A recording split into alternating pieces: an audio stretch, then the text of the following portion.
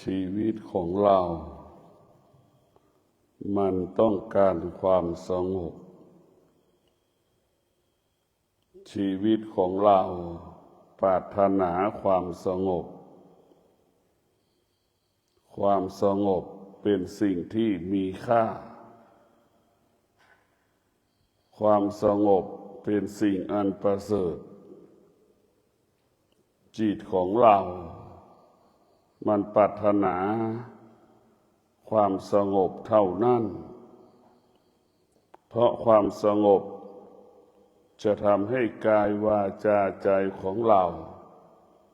มั่นคงเราจะมีสติอยู่กับความสงบเรามีสติยึดความสงบเป็นหลักเมื่อเรามีสติอยู่กับความสงบแล้วสิ่งอื่นๆจะเข้ามาอยู่มาวุ่นวายเราก็ไม่ต้อนรับเพราะเรามีสติต้อนรับแต่ความสงบอยู่กับความสงบเพราะเราเห็นความสงบเป็นสิ่งอันมีค่าเพราะความสงบเป็นสิ่งที่มีความหมายบุคคลที่แสวงหาความสงบเป็นบุคคลที่เห็นคุณค่าของพระธรรมที่สร้างสรรค์ชีวิตที่สามารถพัฒนาชีวิตที่สามารถเปลี่ยนแปลงชีวิตเราได้พระธรรมมันว่าด้วยเรื่องความจริงของชีวิตทั้งสิ้นความจริงปัจจุบันความจริงในอดีตความจริงในอนาคตพระธรรมเป็นเช่นนี้พูดทุกวันก็เป็นความจริงทุกวันนั่นคือพระธรรมความจริงก็คือสติควบคุมจิตถ้าเราไม่มีสติควบคุมจิตจิตเราก็หลงละเลงเหมือนงัวเหมือนควายที่อยู่ในป่าเหมือนนกที่อยู่ในป่าเหมือนไก่ป่าที่อยู่ในป่ามันจะไปไม่มีที่สิ้นสุดเมื่อเรามีสติฝึกฝนจิตเมื่อเรามีสติควบคุมจิตเมื่อเรามีสติกำกับจิตจิตนั้นก็จะรู้สิ่งที่จิตควรรู้จิตมันก็จะรู้เรื่องความอดทนเมื่อเรามีความอดทนชีวิตเราก็มั่นคงเมื่อเรามีความอดทนชีวิตเราก็เกิดปัญญาเมื่อชีวิตเราเกิดปัญญาชีวิตเราก็สงบสุขตลอดกาล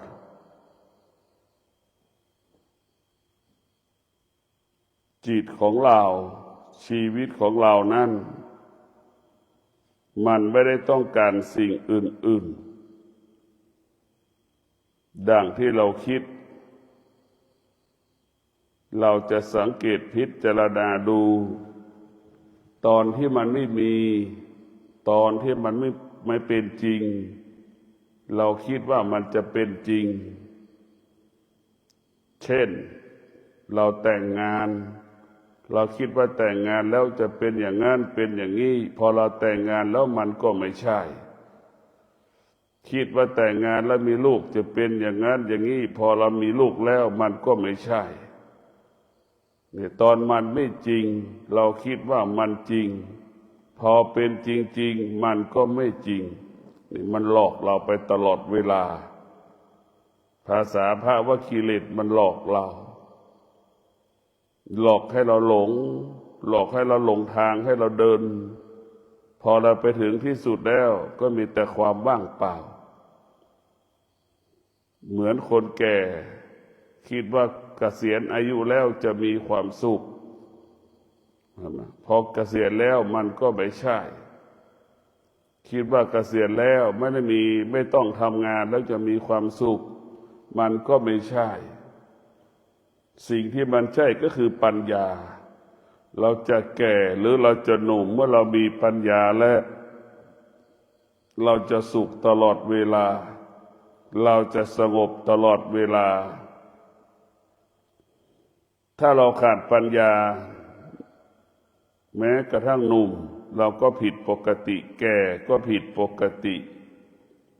วุ่นวายตลอดเวลาว้าวุ่นตลอดเวลาเพราะฉะนั้นพวกเราทั้งหลายเรามีสติต้อนรับความสงบเราเอาสติมาฝึกจิตให้จิตนั้นเกิดความสงบถ้าจิตมันเกิดความสงบธรรมะก็จะปรากฏเมื่อธรรมะปรากฏเราก็จะเห็นค่าของธรรมะและเราก็จะนำธรรมะมาเป็นผู้กำกับชีวิตของเราจะหาที่พึ่งที่อื่นไม่มีแล้วบนโลกใบนี้มีแต่ธรรมะเท่านั้นเป็นที่พึ่งอันประเสริฐของเราดังคำว่าตนแลเป็นที่พึ่งแห่งตนดังคำว่าเราจะหลุดพ้นล่วงพ้นความทุกข์ไปได้ก็เพราะวิริยะภาคเพียรเราจะพัฒนาสำเร็จเราจะแก้ไขปัญหาสำเร็จก็เพราะความอดทนวิริยะภาคเพียรอันนี้คือเป็นความจริงที่ทุกคนสัมผัสได้รู้สึกได้ว่าเป็นความจริงเป็นเช่นนี้เพราะฉะนั้นพวกเราทั้งหลายเป้าหมายของจิตเราลมหายใจเข้าเราของเราเข้าออกก็คือสงบเราจะหาวิธีการทำอย่างไรให้จิตเราสงบเราจะต้องทำให้ได้ทุกวันนี้จิตเราไม่สงบมันจึงเกิดแต่ความทุกข์มันจึงเกิดปัญหาจึงเกิดความวุ่นวายตลอดเวลาเพราะฉะนั้นพวกเราทั้งหลายความสงบเป็นสิ่งที่นักปราชญ์ราชบัณฑิตเห็นคุณค่าว่าเป็นสิ่งที่มีค่าดังคำว่าสงบมากเท่าไหร่เราก็เกิดปัญญามากเท่านั้นเราสงบมากเท่าไหร่สุขภาพเราก็ดีมากเท่านั้นเราสงบมากเท่าไหร่ความมั่นคงก็เกิดมากเท่านั้นความสงบเกิดมากเท่าไหร่จิตเราก็ละเอียดมากเท่านั้นกายเราก็ละเอียดมากเท่านั้นวาจาเราก็ละเอียดมากเท่านั้นความสงบเป็นหลักของการพัฒนาจิตเมื่อจิตสงบเราก็จะเห็นความจริงเหมือนน้ำทะเลมันนิ่งน้ำทะเลลึก5-6 เมตรเราก็จะเห็นปลาตัวเล็กตัวน้อยเราก็จะเห็นหินสีต่างๆในทะเลน้ำมันใสน้ำมันก็ลึกนั่นแหละจิตนิ่งเราจะเป็นเช่นนั้นถ้าจิตเราไม่สงบจิตเราไม่นิ่งจิตเราวุ่นวายเหมือนน้ำกาแฟที่เราใส่แก้วเอาเหรียญบาทหย่อนในแก้วน้ำเลยยังมองไม่เห็น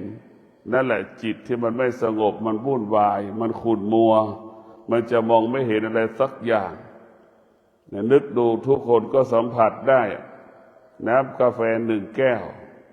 เอาเหรียญบาทใส่ในแก้วน้ำกาแฟแล้วยังมองไม่เห็นเพราะฉะนั้นพวกเราทั้งหลายสงบ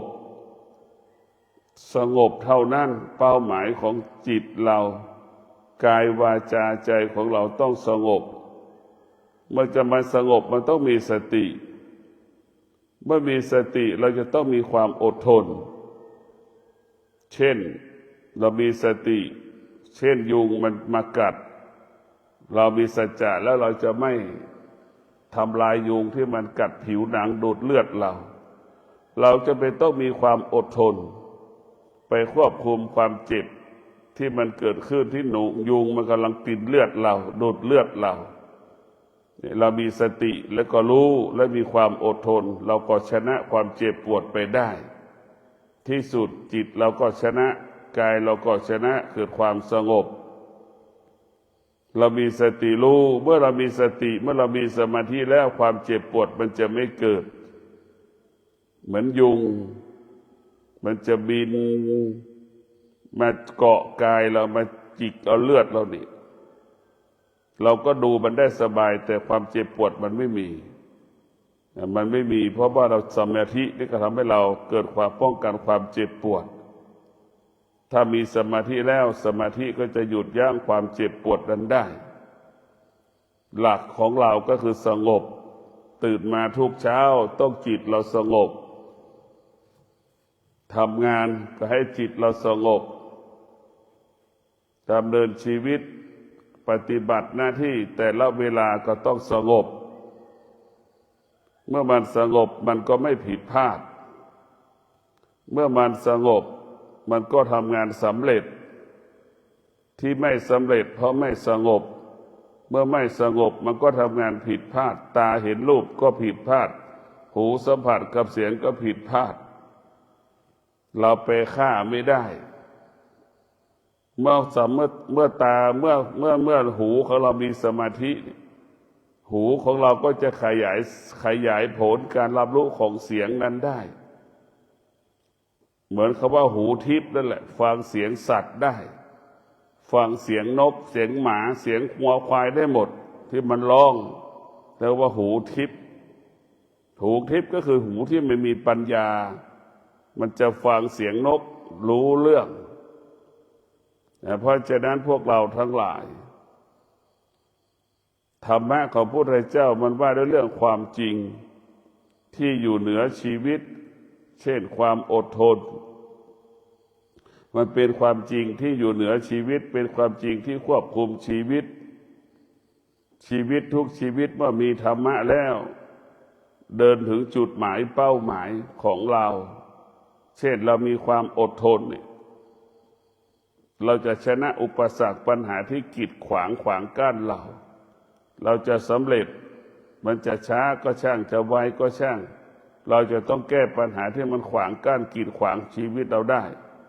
จนถึงที่สุดมันก็สำเร็จไม่มีสิ่งใดที่จะยิ่งใหญ่กว่าธรรมมันไม่มีแล้วพ่อแม่ครูบาอาจารย์ที่ปฏิบัติธรรมประพฤติธรรมจึงเห็นธรรมเป็นใหญ่ว่าไม่มีพลังใดในโลกที่มีพลังเหนือกว่าธรรมไม่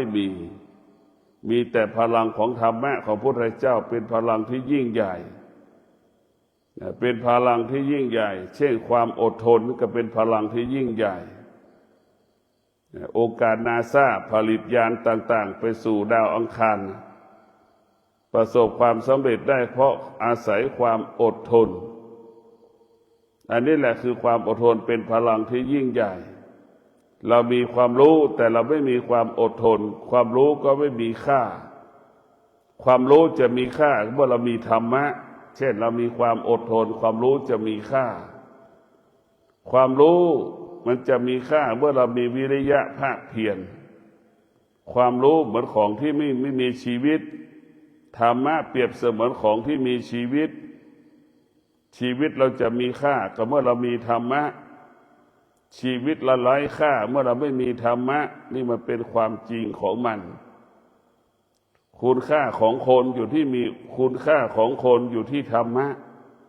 คนที่มีธรรมะจะเป็นคนที่มีค่าคนที่ไม่มีธรรมะเป็นคนที่ไม่มีค่าคนที่มีธรรมะเป็นคนที่มีเกียรติคนที่ไม่มีธรรมะเป็นคนที่ไม่มีเกียรติหมดซึ่งเกียรติและศักดิ์ศรีของการเป็นคนเกียรติศักดิ์ศรีของการเป็นคนนั้นต้องดำรงตนด้วยความอดทน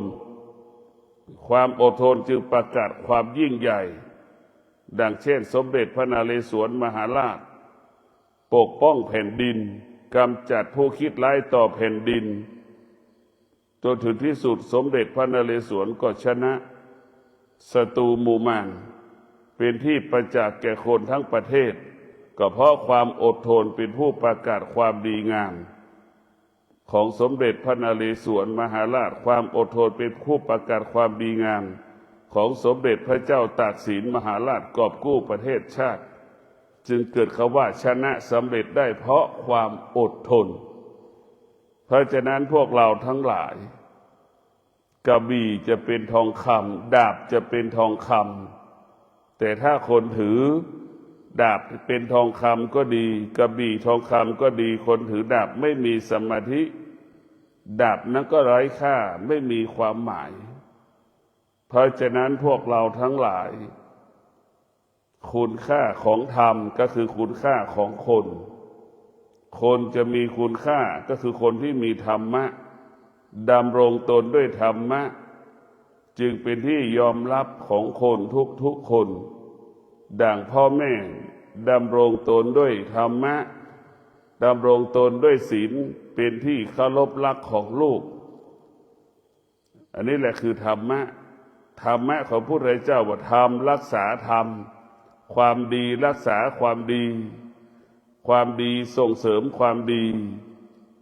เนี่ยทำดีรักษาความดีความดีส่งเสริมความดีพ่อแม่ดำรงตนด้วยศีล5วันหนึ่งพ่อแม่ประสบปัญหาลูกมีความสุขมีความพร้อมที่ช่วยเหลือเกื้อกูลพ่อแม่นี่แหละธรรมะความดีรักษาความดีความดีส่งเสริมความดีเห็นไหมเนี่ยลูกนี่จะเป็นสิ่งที่มีค่ายามใดที่พ่อแม่ประสบปัญหาลูกมีความพร้อมลูกมีความสุขที่จะช่วยเหลือพ่อแม่ของตนนี่คือเป็นกฎของมันขนาดเดียวกันพ่อแม่ดำรงตนล่วงละเมิดศีลไม่มีศีลไม่มีธรรมเช่นพ่อแม่ดื่มเหล้าก็เล่นการพนันก็ดีวันหนึ่งพ่อแม่ประสบปัญหาลูกไม่มีความพร้อมที่จะช่วยเหลือพ่อแม่ลูกไม่มีความพร้อมที่จะเกื้อกูลพ่อแม่แก้ปัญหาให้กับแม่รู้ว่าแก้ได้เสร็จแล้วแม่ก็จะไปเล่นต่อเล่นการพนันหรือดื่มเหล้าต่ออย่างนี้อันนี้แหละคือมันเป็นโทษของที่เราไม่มีธรรมะ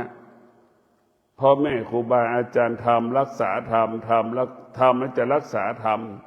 หรือธรรมนั้นจะรักษาผู้ปฏิบัติธรรมนั้นจะรักษาผู้ปฏิบัติให้ผู้ปฏิบัตินั้นสำรวมกายวาจาใจคิดดีพูดดีทำดี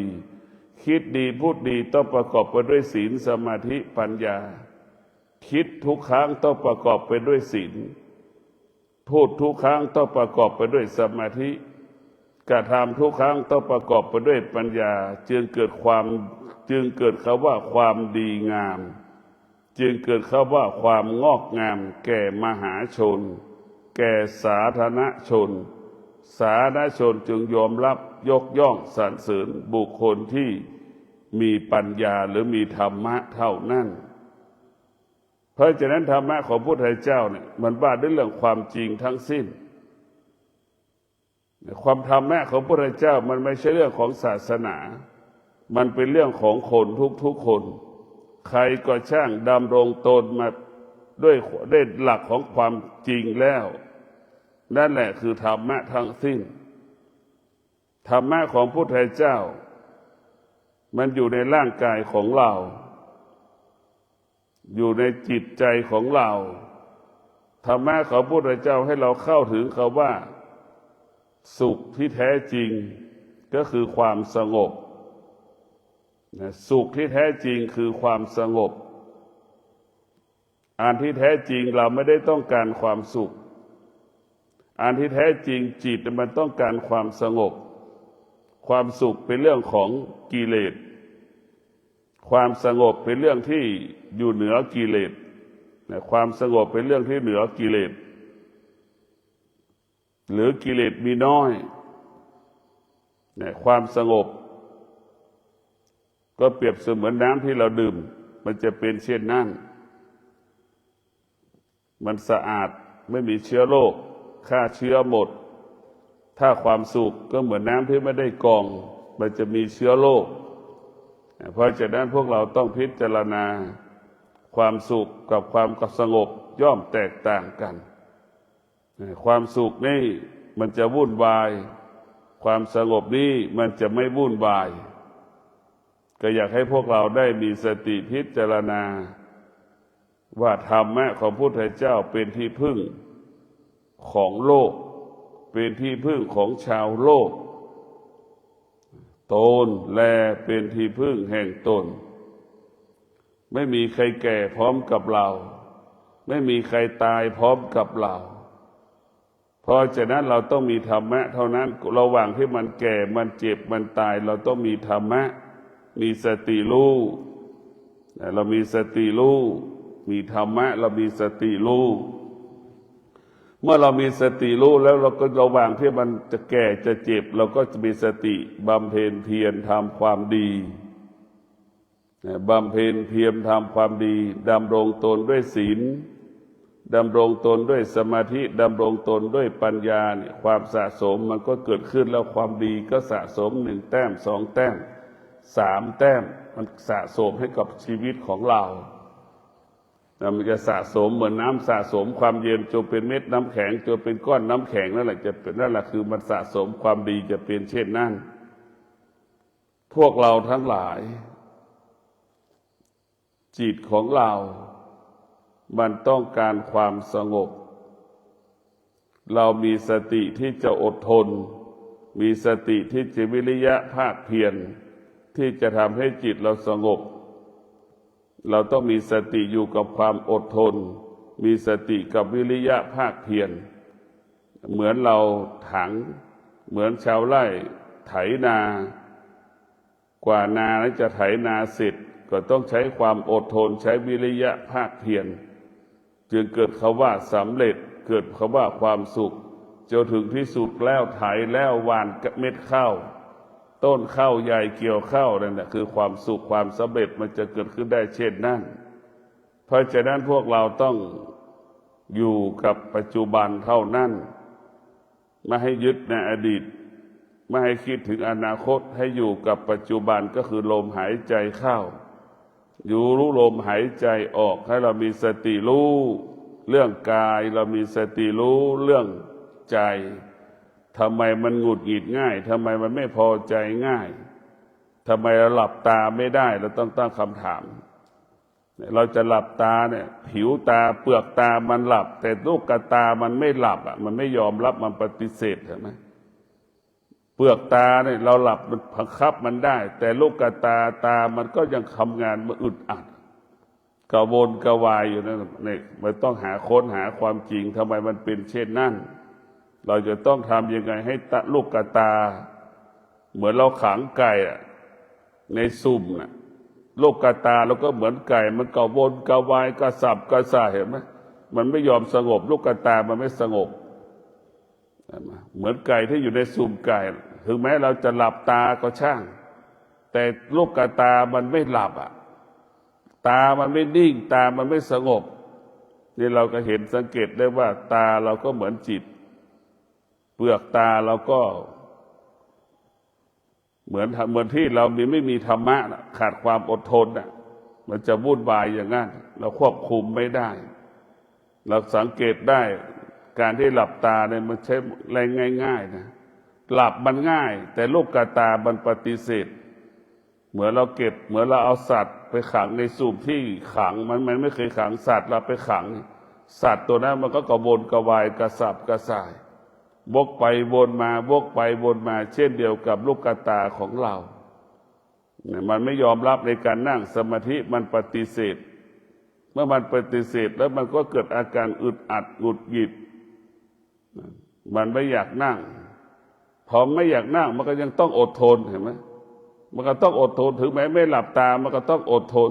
จะหลับตามันก็ต้องอดทนคำว่าสำเร็จถึงจะเกิดขึ้นเพราะฉะนั้นพวกเราทั้งหลายธรรมะของพระพุทธเจ้าเราหลีกแทบไม่พ้นหนีแทบไม่พ้นทุกอย่างมันอยู่กับเราตลอดเวลาโดยเฉพาะตัวปัญญานี่ตัวสำคัญที่สุดจิตที่งอกงามด้วยปัญญาจิตที่มีปัญญามันตาสัมผัสกับรูปก็ไม่มีค่าหูสัมผัสกับเสียงก็ไม่มีค่าทุกอย่างสัมผัสรู้สึก สิ่งเหล่านั้นไม่มีค่าสำหรับดวงจิตที่งอกงามด้วยปัญญาเพราะดวงจิตที่งอกงามด้วยปัญญาจะอยู่เหนือสิ่งที่จิตรู้ทั้งสิ้นจะอยู่เหนือที่ตามันรู้จะอยู่เหนือที่หูมันรู้จะอยู่เหนือที่จมูกมันรู้จะอยู่เหนือที่ลิ้นมันรู้อยู่เหนือกายกับใจที่มันรู้มันจะอยู่เหนือทั้งหมดแล้วมันก็รู้สิ่งที่มันรู้ก็คืออนิจจังทุกขังอนัตตามันจะไม่ตกอยู่ใต้อำนาจอนิจจังทุกขังอนัตตาถ้าเราตกอยู่ใต้อำนาจอนิจจังทุกขังอนัตตาเราก็เวียนว่ายตายเกิดไม่จบไม่สิ้นเมื่อเราอยู่ภายใต้การเปลี่ยนแปลงเกิดมากี่ภพกี่ชาติเราก็ทุกข์เหมือนคนเกิดมาแล้วเป็นล้านล้านปีต้นกำเนิดของมนุษย์มาวันนี้มนุษย์ก็ยังเป็นทุกข์อยู่ดียังเป็นปัญหาอยู่ดีเพราะฉะนั้นพวกเราทั้งหลายเราจะเป็นต้องพิจารณาดับทุกข์ดับทุกข์ทุกข์เกิดขึ้นที่ไหนเราก็ดับที่นั่นสุขเกิดขึ้นที่ไหนเราก็ดับที่นั่นสุขเกิดขึ้นที่ไหนเราก็ดับที่นั่นเราต้องดับสุขก็คือเชื้อโรคร้ายเป็นไวรัสร้ายที่สุดคือความสุขมันทำให้จิตใจเราอ่อนแอทำให้กายเราอ่อนแอมันอ่อนแอทีแรกก็เหมือนมีพลังเหมือนเรากินข้าวหิวข้าวแล้วแหละจมูกสัมผัสกับกลิ่นโอ้ยมันมีพลังอยากจะกินแบบรุนแรงพอเรากินสักพักจบแล้วมันหลอกเรากินเฉยๆเห็นไหมมันหลอกเรากินอันนี้แหละคือความสุขมันเป็นเชื้อโรคมันเป็นไวรัสที่ทำลายความสงบของเราทำลายความสุขของเรามันหลอกล่อให้เราหลงไหลหลอกล่อให้เราติดใจหลอกล่อให้เราชื่นชมหลอกล่อให้เรานั่นยึดติดยึดมั่นที่สุดมันก็หลอกล่อให้เราร้องไห้เสียใจนี่แหละคือสุข18มงกุฎมันหลอกเราตลอดเวลาสุขคือ18มงกุฎหลอกเราทุกลมหายใจหวังว่าแต่งงานแล้วจะสุขมันก็ไม่ใช่หวังมีลูกแล้วมันจะสุขมันก็ไม่ใช่หวังว่ามีเงินมีบ้านแล้วมันจะมีความสุขมันก็ไม่ใช่ทุกคนได้คำตอบเช่นนี้เสมอเหมือนกันหมดเกษียณอายุแล้วจะมีความสุขมันก็ไม่ใช่สุขคือปัญญาถ้าตลับใดจิตเราไม่มีปัญญาจิตเราขาดปัญญาเขาว่าความสุขจะไม่เกิดถึงเกิดมันก็บอกว่าไม่ใช่เห็นไหมสุขที่แท้จริงคือสุขด้วยปัญญาจึงหยุดทุกสิ่งทุกอย่างสุขด้วยปัญญาไม่จำเป็นต้องมีทรัพย์สมบัติสุขด้วยปัญญาไม่จำเป็นต้องมีพ่อมีแม่มีวัตถุสิ่งของมีตัวตนมีบุคคลมีสถานที่มันไม่มีเพราะฉะนั้นพวกเราทั้งหลายการที่เรามีสติพิจารณาให้เกิดปัญญานั่นเป็นสิ่งสำคัญที่สุดผู้ที่เกิดปัญญาจึงรู้ธรรมชาติที่มันเกิดการเปลี่ยนแปลงเข้าใจเรื่องการเปลี่ยนแปลงของธรรมชาติอย่างละเอียดอย่างลึกซึ้งปัญญานี่จะเข้าใจเรื่องธรรมชาติปัญญาให้เราเข้าใจเรื่องธรรมชาติอย่างละเอียดลึกซึ้งเมื่อธรรมชาติเปลี่ยนแปลงก็ดีธรรมชาติปรากฏก็ดีดวงจิตที่งอกงามด้วยปัญญาก็สงบนิ่งไม่ต้อนรับก็ไม่ปฏิเสธแต่อยู่ในกึ่งกลางเราพิจารณาว่าชีวิตของชาวโลกมันก็ตกอยู่ภายใต้ของธรรมชาติอยู่ภายใต้คำว่าเกิดแก่เจ็บตายตกอยู่ใต้อำนาจความโลภความโกรธความหลงอยากได้อยากมีอยากเป็นไม่อยากได้ไม่อยากมีไม่อยากเป็นมันจะอยู่ตกอยู่ใต้อำนาจสิ่งเหล่านี้เพราะฉะนั้นพวกเราทั้งหลายหยุดความคิดด้วยปัญญาหยุดความวุ่นวายด้วยปัญญาทุกอย่างที่เราจะหยุด อารมณ์ความรู้สึกของเราได้ด้วยปัญญาปัญญาเท่านั้นถ้าเราไม่มีปัญญาเราจะหยุดสิ่งที่มันเกิดขึ้นในชีวิตแต่ละวันเราไม่ได้หยุดความคิดด้วยปัญญาความคิดจะไม่เกิดเมื่อเรามีปัญญาแล้วปัญญาจะอยู่เหนือความคิดความคิดเปรียบเสมือนเด็ก10 ขวบเห็นไหมเด็ก10 ขวบมันไม่รู้อะไรดีก็ไม่รู้ไม่ดีก็ไม่รู้เห็นไหมมีสนุกก็ไม่รู้มีแต่พอใจมันมีแต่เรื่องความพอใจนั่นคือเด็กความคิดก็เป็นเช่นนั้นมันไม่จบมโนปรุงแต่งถ้าตัวปัญญาก็เหมือนพ่อแม่เป็นผู้ใหญ่เหมือนพ่อแม่นั่นแหละปัญญาธรรมะเหมือนพ่อแม่มันเป็นพ่อแม่จะเป็นผู้รู้เป็นผู้รู้ลูกแสดงอาการไม่พอใจแม่ก็สงบนิ่งเห็นไหมสงบนิ่งอยู่เหนือ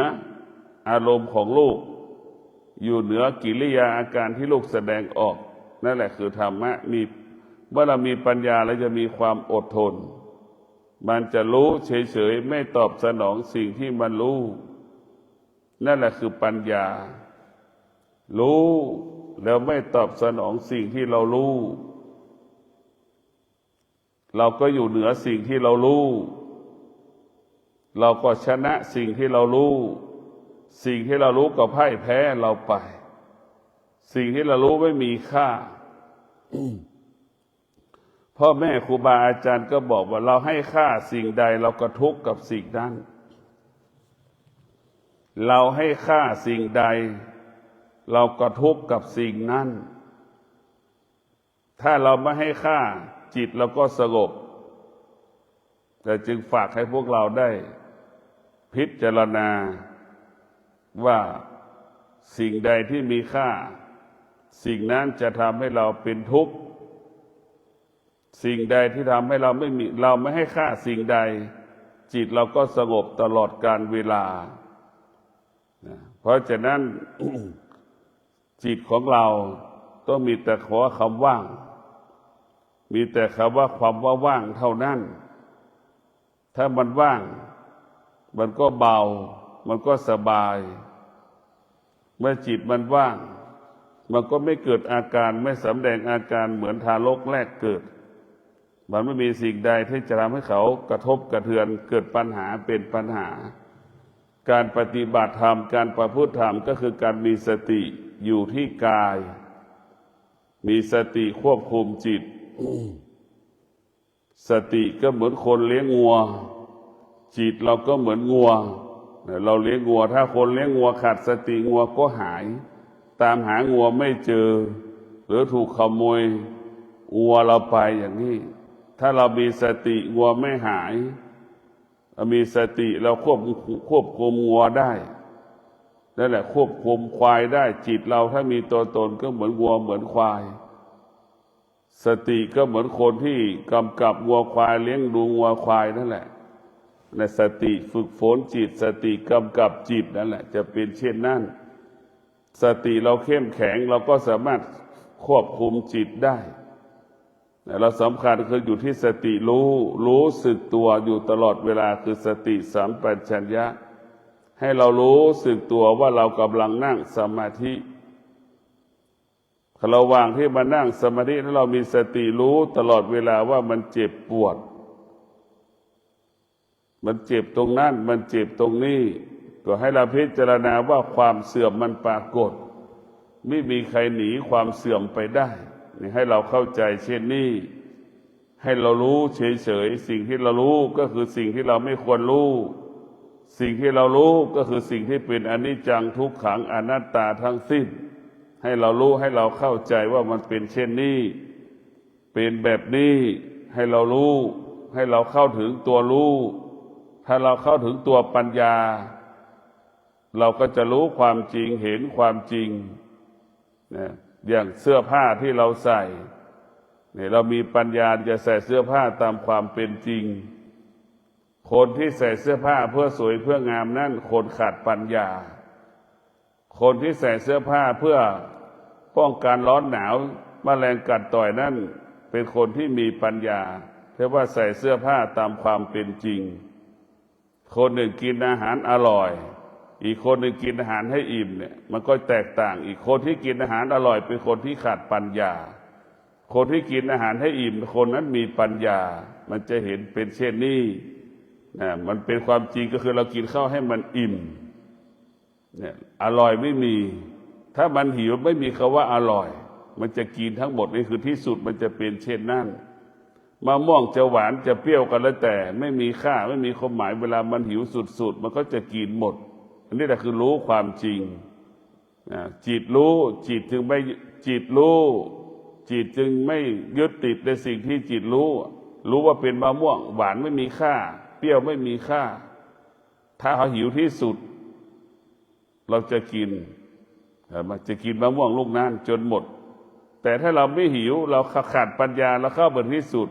เราจะตกอยู่ใต้แบบว่าอยากกินหวานเนี่ยอยากกินเปรี้ยวอย่างเงี้ยอันนี้คือมันมีกินมีใช้เหลือกินเหลือใช้คือขาดปัญญามันจะมีเหตุมีผลอีกแต่ที่สุดมันจะไม่มีเหตุผลเปรี้ยวก็กินหวานก็กินเพราะมันหิวเห็นไหมนั่นแหละคือปัญญาอยู่กับความเป็นจริงเห็นตามความเป็นจริงสภาพความจริงมันเป็นเช่นนี้อย่างนี้เราอยู่กับความเป็นจริงส่วนมากเราอยู่ไม่ตามความเป็นจริง 99% กินอาหารเพื่ออร่อยคนที่กินอาหารอร่อยก็คือคนโง่ทั้งระบบของโลกคนโง่ทั้งสิ้นเป็นมิจฉาทิฏฐิทั้งสิ้นคนที่กินอาหารอิ่มเป็นผู้ที่มีสัมมาทิฏฐิเห็นกินอาหารตามความเป็นจริงใส่เสื้อเพื่อป้องกันร้อนหนาวเย็นแมลงกัดต่อยเนี่ยนี่คือคนที่มีปัญญาเป็นสัมมาทิฏฐิใส่เสื้อผ้าตามความเป็นจริงเห็นความจริงก็ทำตามความเป็นจริงคนที่มีปัญญาคนที่เห็นตามความเป็นจริงก็ไม่ซื้อเสื้อผ้าใหม่มาใส่เสื้อผ้าเก่ามีก็เอามาใส่ก็เหมือนดังพระพุทธเจ้าเอาเศษผ้าต่างๆมาทำจีวรเห็นไหมนั่นแหละพระพุทธเจ้าว่าปกหุ้มร่างกายการร้อนการหนาวเท่านั้นอันนั้นแหละคือพระพุทธเจ้าเห็นตามความเป็นจริงจึงอนุญาตให้พระภิกษุไปเก็บเศษผ้าที่พันศพไปเก็บเศษผ้าเป็นผ้าถุงเป็นผ้าเสื้อสารพัดผ้าเอามาย้อมมาเย็บกลายเป็นจีวรนั่นแหละคือเพราะพวกเราทั้งหลายพระพุทธเจ้าเห็นตามสภาพความเป็นจริงเสื้อที่เราใส่ก็แค่การร้อนการหนาวกันแมลงกัดต่อยนี่คือเป้าหมายของการใส่เสื้อเท่านั้นก็ขอความสุขสวัสดีจงเกิดแก่ท่านทั้งหลายให้มีสติรู้ความจริงมีสติรู้อยู่กับความเป็นจริงกินให้อิ่มกินให้อิ่มเท่านั้นเราไม่ได้กินเพื่ออร่อยเราอยู่ให้มีชีวิตมั่นคงเท่านั้นเพื่อจะได้ทำความดีต่อไปก็ขอให้ท่านทั้งหลายดำรงตนด้วยสติรู้สึกตัวตลอดเวลากายวาจาใจเราสงบขอเจริญพร